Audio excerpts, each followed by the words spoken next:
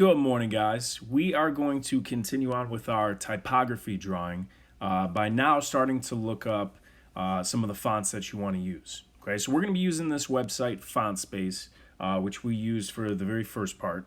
And so hopefully you notice that in the little box right here, you can, let me show you, the box right here, you can type in whatever the specific letters of your word are, and then it'll show you what those look like in all these different fonts. So you could just scroll through and see some of these random ones, or you can organize it by styles, collections, all these different ones up at the top, designer. However you guys think is the best way to doing that, okay? So once you find one that you want, and you might need to change the size of it by just scrolling on here. But once you find one that you want to use, we're just going to take a screenshot of the screen and go ahead and crop that down. Oops, this is making...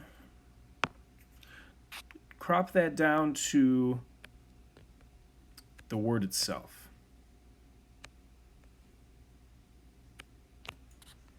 And then save that to your photos.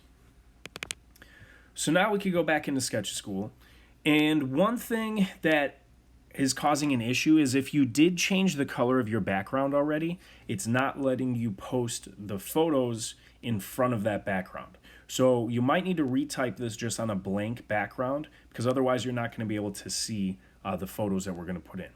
Okay, so what we're going to do is just go to that ... then the arrow down, photo, and put in the word that we just took a photo of. Okay, now we already have our spacing down, so what we want to do is get this about the same size as what we have typed up there. And that looks pretty close. And remember, one thing we could do is we could bring the opacity down so that we could see clearly how that's going to interact. Now you might need to resize it a little bit.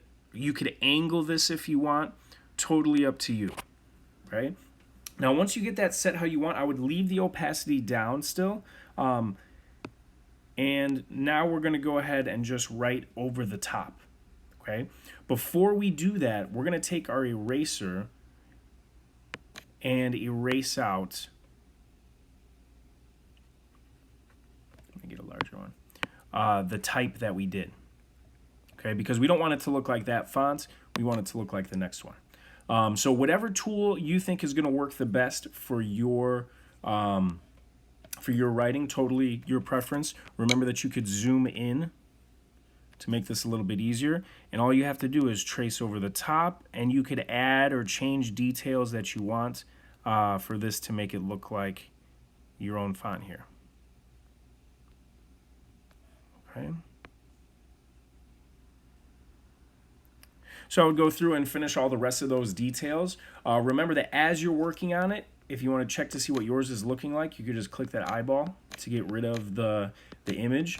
You can only do one word at a time like this, okay? Now, each word in your quote or poem, you could have in the same fonts. You could have each word be a completely different font, uppercase, lowercase, totally up to you, okay? You can only do one word at a time, but we're only going to do a third of the words in your poem or quote. So I would only do one line of my poem or quote, my example, I should say. So I only want you to finish about a third of it because we are going to continue to work on this for 2 more days, okay? Now, once you go to put in a new photograph, we will have to get rid of that one. So you just go back up to ... and you select the sheet of paper with the X on it, and then you could add in a new photo of a new font for your next word. Great. Any questions, make sure you send me an email. And as always, make sure you post a photo of your work. Have fun, and I will talk to you guys next time.